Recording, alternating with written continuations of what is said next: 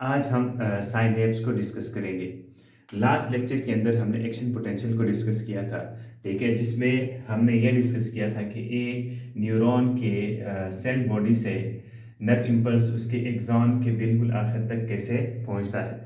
आज हम ये डिस्कस करेंगे कि जो नर्व इम्पल्स एक्सॉन के टर्मिनल तक पहुंचता है, वो दूसरे न्यूरॉन में कैसे मुंतकिल होता है। दूसरे न्यूरॉन में या दूसरे सेल में, जो कि मसल सेल भी हो सकता है, ग्लैंड सेल भी हो सकता है, इसमें कैसे मुंतकिल होता है, ठीक है? तो अब इस न्यूरॉन और दूसरे सेल के दरमियान, ठीक है, जो फंक्शनल यहाँ पे जो कनेक्शन है, ठीक है, ये फंक्शनल कनेक्शन जिसमें नर्व इम्पल्स इससे इस न्यूरॉन के अंदर मुंतकिल हो जाता है, इस फंक्शनल कनेक्शन को हम साइनेप्स का नाम देते हैं। यहाँ पे अगर आप देखें, synapse is a functional connection between A neuron, ठीक है, एंड अनदर सेल। ये दूसरा सेल जो है वो न्यूरॉन भी हो सकता है, वो दूसरा सेल कोई मसल सेल भी हो सकता है, कोई ग्लैंड सेल भी हो सकता है, ठीक है। वी जहाँ पे क्या होता है, इस जगह में क्या होता है, ठीक है, nerve impulse from the neuron, इस न्यूरॉन से नर्व इम्पल्स को मुंतकिल, the neuron is handed over to the next neuron, इससे नर्व इम्पल्स को मुंतकिल किया जाता है इस दूसरे न्यूरॉन के अंदर। तो इस फंक्शनल कनेक्शन को, जहाँ पे नर्व इम्पल्स इससे इस न्यूरॉन के अंदर या दूसरे सेल के अंदर मुंतकिल होता है, इस फंक्शनल कनेक्शन को जो है हम साइनेप्स का नाम देते हैं, ठीक है। तो अब ये न्यूरॉन जो है, ये वाला न्यूरॉन, ये नर्व इम्पल्स लेकर इस साइनेप्स की तरफ, इस फंक्शनल कनेक्शन की तरफ लेके जाता है। तो इसको कहते हैं प्री साइनेप्टिक न्यूरॉन, यानी साइनेप्स से पहले वाला न्यूरॉन, ठीक है। और वो न्यूरॉन जो कि साइनेप्स के बाद, यानी कि साइनेप्स से वो नर्व इम्पल्स को रिसीव करता है, जो कि रिसीविंग एंड में मौजूद है, तो इस न्यूरॉन को हम पोस्ट साइनेप्टिक न्यूरॉन कहते हैं, ठीक है। तो साइनेप्स में क्या होता है, प्री साइनेप्टिक न्यूरॉन से नर्व इम्पल्स साइनेप्स के थ्रू पोस्ट साइनेप्टिक न्यूरॉन में मुंतकिल हो जाता है, ठीक है। अब ये कैसे मुंतकिल होगा, ठीक है, तो इसके दो तरीके हैं, ठीक है, इसके दो किस्में हैं। यहाँ से नर्व इम्पल्स कैसे दूसरे न्यूरॉन में मुंतकिल होता है, इसका एक टाइप जो है वो, इसको हम कहते हैं इलेक्ट्रिकल साइनेप्स।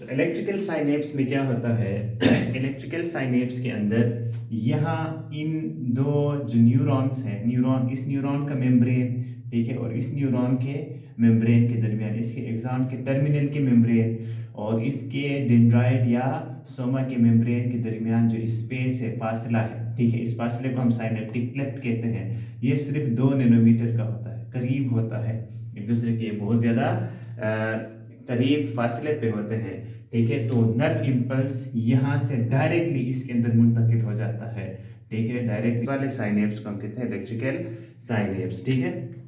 तो लेट से इस ये वाला जो गैप है, रीजन है, इसको हम यहाँ पे बनाते हैं, ठीक है। तो यहाँ पे हम शो करते हैं, लेट से ये एक्सॉन का टर्मिनल है, ठीक है।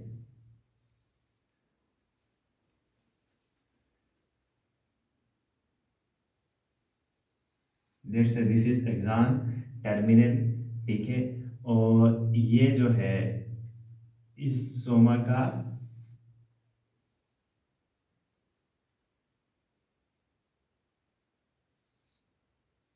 ये सोमा का मेम्ब्रेन है, ठीक है। प्री साइनेप्टिक न्यूरॉन का ये एक्सॉन टर्मिनल है, ये पोस्ट साइनेप्टिक न्यूरॉन जो है इसके सोमा का मेम्ब्रेन है। अब इस मेम्ब्रेन और इस मेम्ब्रेन के दरमियान फासला कितना है, साइनेप्टिक क्लेफ्ट जिसको हम कहते हैं, ठीक है, ये सिर्फ 2 नैनोमीटर का है, ठीक है। इलेक्ट्रिकल साइनेप्स में एक चीज़ ये होता है कि इनके दरमियान फासला 2 नैनोमीटर या 2 नैनोमीटर से कम होता है, ठीक है। सेकेंडली, ये दो मेम्ब्रेन्स जो हैं, ठीक है, ये दो मेम्ब्रेन्स एक गैप जंक्शन के जरिए आपस में जुड़े हुए होते हैं, ठीक है, they are directly connected with each other, ठीक है। अगर नर्व इम्पल्स यहाँ पे आ जाए तो इस गैप, इसको हम कहते हैं गैप जंक्शन, इसके कैविटी के अंदर से मुंतकिल हो सकता है इस न्यूरॉन के अंदर, ठीक है। तो ये गैप जंक्शन जो है ये खास प्रोटीन जिनको हम कहते हैं कनेक्सिन प्रोटीन नाम के प्रोटीन से ये बना होता है, ठीक है। तकरीबन 12 कनेक्सिन प्रोटीन मिलकर एक टनल लाइक या एक बेरेल लाइक शेप, एक पोर बनाते हैं, ठीक है। और नर्व इम्पल्स यहाँ एक्सॉन के टर्मिनल तक पहुँचते ही उस जंक्शन के जरिए डायरेक्टली मुंतकिल हो जाता है इस दूसरे न्यूरॉन के अंदर, यानी प्री साइनेप्टिक न्यूरॉन से नर्व इम्पल्स इस गैप जंक्शन के अंदर से दूसरे पोस्ट साइनेप्टिक न्यूरॉन के अंदर दाखिल होता है, ठीक है। यहाँ से आइंस जो है, चूंकि ये कैविटी या ये जंक्शन जो है इसके अंदर फ्लूइड फील्ड कैविटी है, ठीक है, इसके अंदर फ्लूइड मौजूद है, तो इस फ्लूइड के जरिए आइंस जो है यहाँ से, ठीक है, डायरेक्टली मुंतकिल हो सकते हैं और उस साइड में जाके वो डीपोलराइजेशन काज कर सकते हैं, ठीक है, और वहाँ पे नर्व इम्पल्स इस न्यूरॉन के अंदर डायरेक्टली जनरेट हो सकती है, ठीक है। ये इसमें आप देखें, in electrical synapse the membranes of the two cells are separated by synaptic cleft of 2 nanometer, यानी इन दो मेम्ब्रेन के दरमियान फासला जो है वो सिर्फ 2 नैनोमीटर का होता है, and the two membranes are joined together by fluid field gap junction, ठीक है। और ये दो membranes fluid field gap junction, इस गैप जंक्शन के जरिए आपस में जुड़े हुए होते हैं। Through that junction ions can diffuse directly from one neuron, इस जंक्शन के जरिए आयन यहाँ से डायरेक्टली डिफ्यूज हो सकते हैं इस न्यूरॉन के अंदर, ठीक है। A nerve impulse is transferred directly to the next neuron, और यहाँ से नर्व इम्पल्स डायरेक्टली इस न्यूरॉन के अंदर मुंतकिल हो जाता है। तो इस वाले साइनेप्स को जो है हम इलेक्ट्रिकल साइनेप्स कहते हैं, ठीक है। इलेक्ट्रिकल साइनेप्स के मुकाबले में केमिकल साइनेप्स में प्री साइनेप्टिक न्यूरॉन और पोस्ट साइनेप्टिक न्यूरॉन के दरमियान फासला 20 नैनोमीटर या 20 नैनोमीटर से ज़्यादा होता है, ठीक है। तो यहाँ इतने ज़्यादा फासले में जो है वो अगर साइनेप्टिक क्लेफ्ट इतना ज़्यादा हो तो फिर प्री साइनेप्टिक न्यूरॉन से nerve impulse directly post synaptic neuron में मुंतकिल नहीं हो सकता, और इतने ज़्यादा फासले में मौजूद दो मेम्ब्रेन्स को गैप जंक्शन जो है आपस में नहीं जोड़ सकते, ठीक है। तो यहाँ से नर्व इम्पल्स का इसमें मुंतकिल होना जो है डायरेक्टली मुंतकिल होना पॉसिबल नहीं है। तो अमूमन हमारे नर्वस सिस्टम के अंदर जो दो न्यूरॉन्स हैं, ठीक है, प्री साइनेप्टिक और पोस्ट साइनेप्टिक न्यूरॉन या प्री साइनेप्टिक न्यूरॉन या कोई दूसरा सेल, उनके दरमियान फासला हमारे बॉडी में ह्यूमन या दूसरे मेमल्स की बॉडी के अंदर जो है वो फासला 20 नैनोमीटर से नॉर्मली ज़्यादा ही होता है। तो फिर हमारे बॉडी और दूसरे जो ज़्यादातर ऑर्गेनिजम्स हैं उनमें कैसे ये nerve impulse pre synaptic neuron या पोस्ट साइनेप्टिक न्यूरॉन में मुंतकिल होता है, ठीक है। तो इसके लिए स्पेसिफिक केमिकल्स हैं, स्पेशल केमिकल्स हैं जो कि प्री साइनेप्टिक न्यूरॉन जो है उसके एग्जाम के टर्मिनल में मौजूद होते हैं। एग्जाम टर्मिनल में वो वेसिकल्स होते हैं। इन वेसिकल देखिए यहाँ पे इस एग्जाम टर्मिनल को जो है हमने यहाँ पे शो किया है, ठीक है। तो ये एग्जाम का टर्मिनल है, इसके अंदर देखें तो ये वेसिकल्स मौजूद हैं। इन वेसिकल्स के अंदर केमिकल्स मौजूद होते हैं। इन केमिकल्स को जो है हम न्यूरोट्रांसमीटर्स कहते हैं, ठीक है। अगर फासला इतना ज़्यादा हो तो नर्व इम्पल्स यहाँ से पोस्ट साइनेप्टिक न्यूरॉन के मेम्ब्रेन में इन न्यूरोट्रांसमीटर्स के जरिए मुंतकिल होता है, ठीक है।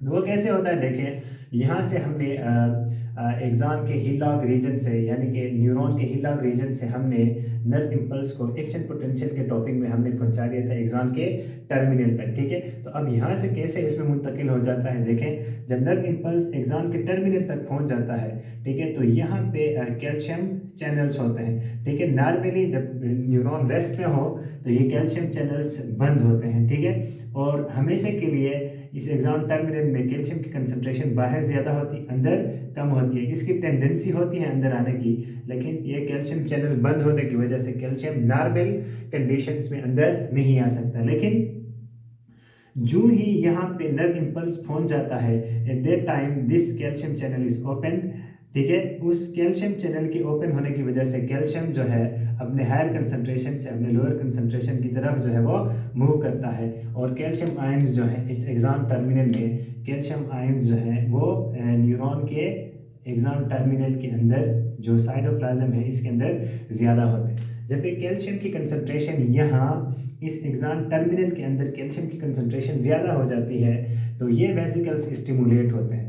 ये वेसिकल्स स्टिमुलेट होने के बाद ये वेसिकल्स जाके इस एक्सॉन टर्मिनल के मेम्ब्रेन के साथ जाके फ्यूज़ हो जाते हैं, ठीक है। फ्यूज़ होकर पॉइंट ऑफ फ्यूजन जो है वो डिसॉल्व हो जाता है, और इस वेसिकल के अंदर जो केमिकल है, ठीक है, ये बाहर रिलीज होता है, ठीक है, ठीक है। ये बाहर रिलीज होने के बाद फॉर एग्जांपल ये केमिकल्स मुख्तलिफ नाम के साथ होते हैं। फॉर एग्जांपल अगर ये न्यूरोट्रांसमीटर अगर एसिटाइल कोलिन है, तो ये एक बड़ा इम्पोर्टेंट न्यूरोट्रांसमीटर जो हमारे बॉडी में मौजूद होता है, एसिटाइल कोलिन। अगर इस वेसिकल के अंदर एसिटाइल कोलिन है तो ये रिलीज होता है। रिलीज होने के बाद ये जो साइनेप्टिक क्लेफ्ट है, जो फासला यहाँ पे 20 नैनोमीटर या उससे ज़्यादा फासला है, ठीक है, रैपिडली ये यहाँ इस फासले इस साइनेप्टिक क्लेफ्ट को ये रैपिडली यहाँ से डिफ्यूज होते हैं, और यहाँ से निकलकर जो है पोस्ट साइनेप्टिक न्यूरॉन के मेम्ब्रेन तक पहुँच जाते हैं, ठीक है। पोस्ट साइनेप्टिक न्यूरॉन के मेम्ब्रेन में इन न्यूरोट्रांसमीटर्स के लिए रिसेप्टर्स मौजूद होते हैं। वो रिसेप्टर अपने स्पेसिफिक न्यूरोट्रांसमीटर के साथ मिलकर एक कॉम्प्लेक्स बनाता है। अब ये रिसेप्टर है, ये न्यूरोट्रांसमीटर एसिटाइल कोलिन है। ये एसिटाइल कोलिन जो है इसका ये रिसेप्टर है। ये रिसेप्टर और न्यूरोट्रांसमीटर कॉम्प्लेक्स बनने के बाद ये कॉम्प्लेक्स जो है यहाँ पे सर्टेन आयन चैनल्स को जो है एक्टिवेट कर देता है। फॉर एग्जांपल अगर एसिटाइल कोलिन अपने रिसेप्टर के साथ अटैच होता है तो वो दो चैनल्स को एक साथ खोल देता है, एक पोटाशियम चैनल, दूसरा सोडियम चैनल। हमें पता है कि ये न्यूरॉन फिलहाल रेस्ट में है, और रेस्टिंग कंडीशन में न्यूरॉन के मेम्ब्रेन के बाहर पोटाशियम की कंसंट्रेशन कम होती है और पोटाशियम की कंसंट्रेशन अंदर ज़्यादा होती है। इसके मुकाबले में बाहर सोडियम की कंसंट्रेशन ज़्यादा होती है, अंदर सोडियम की कंसंट्रेशन कम होती है, ठीक है। जब ये कॉम्प्लेक्स बन जाए एक साथ ये दोनों चैनल्स खुल जाते हैं, लेकिन सोडियम की इन्फ्लक्स जो है इनवर्ड मूवमेंट पोटाशियम के मुकाबले में ज़्यादा होती है। इसकी वजह यह है कि सोडियम पॉजिटिव चार्ज है, अंदर नेगेटिव चार्ज मौजूद है रेस्टिंग मेम्ब्रेन पोटेंशियल में, तो ये नेगेटिव चार्ज भी इसको अपनी तरफ खींच रही है। दूसरी बात कि पोटाशियम सोडियम जो है इसकी कंसंट्रेशन बाहर ज़्यादा है, अंदर कम है। ये अपने हायर कंसंट्रेशन की वजह से भी बाहर अपने हायर कंसंट्रेशन की वजह से भी अंदर आने की इसकी टेंडेंसी होती है। तो इन दोनों की वजह से सोडियम जो है अंदर आती है, ठीक है। इसके मुकाबले में पोटाशियम को देखें तो पोटाशियम जो है सिर्फ इसकी कंसंट्रेशन ग्रेडियंट जो है वो बाहर खींचती है, लेकिन यहाँ पे जो अंदर नेगेटिव चार्ज है इसको बाहर जाने के सामने रुकावट भी है, ठीक है। तो एक फोर्स इसको बाहर खींचती है, एक फोर्स जो है इसको पीछे खींचती है। तो पोटाशियम जो है पोटाशियम की आउटवर्ड मूवमेंट इतनी ज़्यादा नहीं होती, ठीक है, जितनी सोडियम की इनवर्ड मूवमेंट ज़्यादा होती है, ठीक है। तो सोडियम जब पॉजिटिव चार्जेस अंदर ज़्यादा आते हैं और बाहर कम निकलते हैं, तो अंदर यहाँ पे -70 मिली वोल्ट जो चार्ज एग्जिस्ट करती है रेस्टिंग मेम्ब्रेन पोटेंशियल के अंदर, तो ये रिड्यूस होता है। ये रिड्यूस होकर -60 मिली वोल्ट हो जाता है। -60 से फिर ये -50 मिली वोल्ट तक जब आ जाए, ठीक है, तो ये -55 मिली वोल्ट तक जब इस न्यूरॉन के सोमा के अंदर चार्ज -70 से रिड्यूस होकर -55 हो जाए, तो उस वक्त हमने पढ़ा था कि जब जूं ही सोमा के अंदर चार्ज -55 हो जाता है, तो जो एक्सॉन कि हिल लॉग रीजन में जो पहला सोडियम चैनल है, जिसको हम वोल्टेज गेटेड सोडियम चैनल कहते हैं, जो हमेशा के लिए इस साइड में यानी कि सोमा के अंदर वोल्टेज को देखता है। अगर सोमा के अंदर -70 वोल्टेज हो तो ये टाइटली क्लोज होता है। अगर -55 तक वोल्टेज गिर जाए, ये सडनली खुल जाता है सोडियम चैनल। इसका खुल जाना जो है वो इस न्यूरॉन के अंदर जो है एक्शन पोटेंशियल का आगाज है। और एक्शन पोटेंशियल एग्जाम में एक मरतबा जब इनिशिएट हो जाए तो फिर वो आखिर तक जो है अनडिस्टर्ब चला जाता है। एक मरतबा इनिशिएट इसकी शुरुआत हो जाए फिर आखिर तक ये ऑटोमेटिकली चला जाता है। ठीक है, तो अब इस एसिटाइल कोलिन के अपने रिसेप्टर के साथ अटैच होने की वजह से इस न्यूरॉन के अंदर एक्साइटेशन यानी कि एक्शन पोटेंशियल यहाँ पैदा हुई और वो एक्सॉन के टर्मिनल तक पहुंच जाता है। ठीक है, तो एसिटाइल कोलिन को हम कहते हैं कि ये एक्साइटेटरी न्यूरोट्रांसमीटर है। ठीक है, तो न्यूरोट्रांसमीटर्स जो हैं इनके हमारे पास दो टाइप्स हैं, एक्साइटेटरी न्यूरो ट्रांसमीटर यानी कि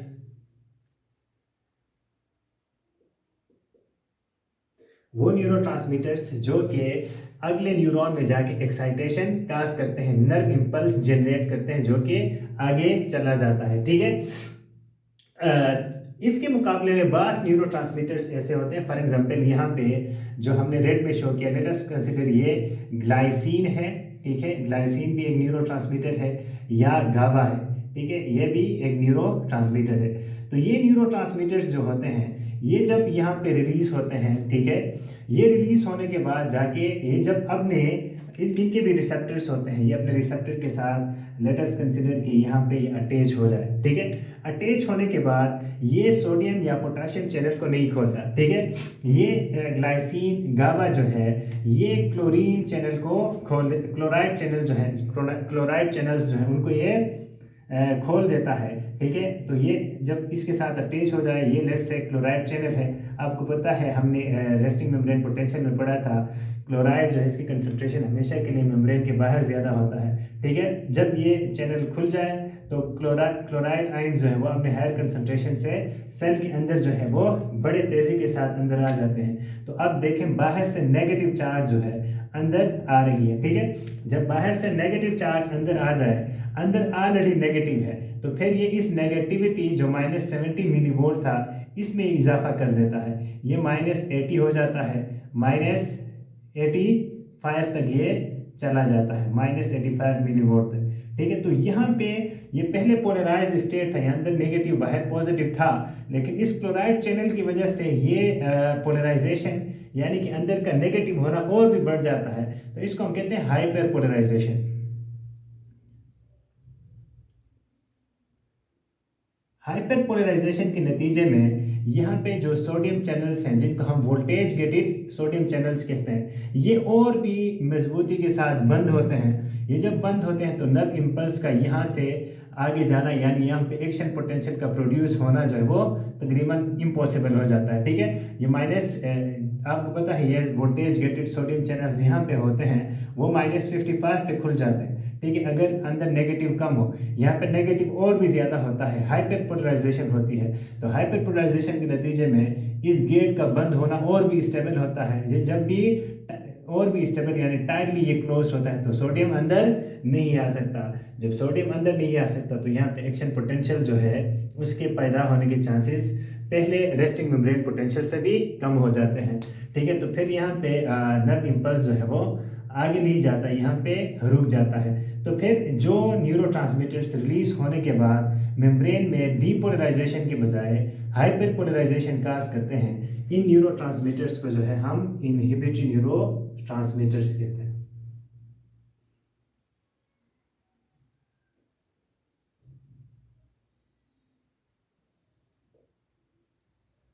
ठीक है, इनहिबिटरी न्यूरोट्रांसमीटर्स जो हैं जब यहाँ पे प्री साइनेप्टिक न्यूरॉन्स में इनहिबिटरी न्यूरोट्रांसमीटर्स ज़्यादा रिलीज हो तो फिर नर्व इम्पल्स इस न्यूरॉन से इस न्यूरॉन में मुंतकिल नहीं हो सकता। इसके मुकाबले में अगर यहाँ पे एक्साइटेटरी न्यूरोट्रांसमीटर्स जो हैं एसिटाइल कोलिन और भी हैं, ठीक है, इस तरह के न्यूरोट्रांसमीटर्स अगर ज़्यादा रिलीज हों तो फिर न्यूरोट्रांसमीटर इस न्यूरॉन से, प्री साइनेप्टिक न्यूरॉन से नेक्स्ट न्यूरॉन में जाके इसके अंदर डीपोलराइजेशन काज करते हैं। ठीक है, डीपोलराइजेशन जो है इसके नतीजे में यहाँ पे नर्व इंपल्स जनरेट होता है, एक्शन पोटेंशियल जनरेट होता है, वो आगे चला जाता है और ये इसको हम कहते हैं एक्साइटेटरी न्यूरो ट्रांसमीटर। और यहाँ पे जो एक्साइटेशन काज होती है पोस्ट साइनेप्टिक न्यूरॉन में एक्साइटेटरी न्यूरो ट्रांसमीटर की वजह से, इसको हम कहते हैं एपीएसपी।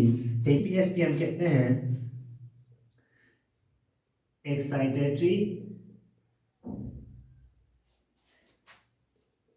Post synaptic potential. ठीक है, तो ये एक्साइटेटरी पोस्ट साइनेप्टिक पोटेंशियल जो है तो ये पैदा होता है due to excitatory neurotransmitters.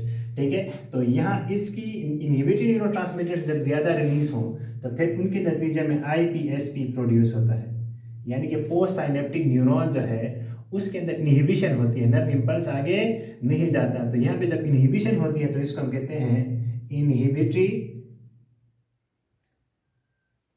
Post synaptic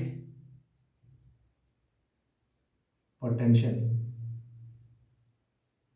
तो यहाँ पे नर्व इंपल्स रुक जाता है। ठीक है, तो ये था केमिकल साइनेप्स के बारे में।